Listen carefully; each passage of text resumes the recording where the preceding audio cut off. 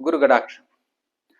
விரித்த பல் கதிர்கொள் சூலம் வெடிபடு டமருகம் கை தரித்ததோர் கோல கால பைரவனாகி வேழம் உரித்து உமையஞ்ச கண்டு உன் திருமேனி வாய் வில்லச் சிரித்தருள் செய்தார் செரை சென்னரி செல்வனாரே. இந்த பாட்டினுடைய விளக்கம், பிரம்மனுக்கு 5 தலை இருந்தது. அந்த 5 தலை இருந்ததனால் ஆணவம் கொண்ட அந்த பிரம்மன் ஆணவம் கொண்டதினால் சிவபெருமான் அந்த வேழம் முறித்து உமை அஞ்ச கண்டு உன் திருமேனி வாய் வில்ல சிரித்தருள் செய்தார் சேரை சென்னரி செல்வனாரே அப்படின்ற உருவெடுத்து அந்த பிரம்மன் தலையை கொய்ததாக இந்த புராணத்தினுடைய கூற்று.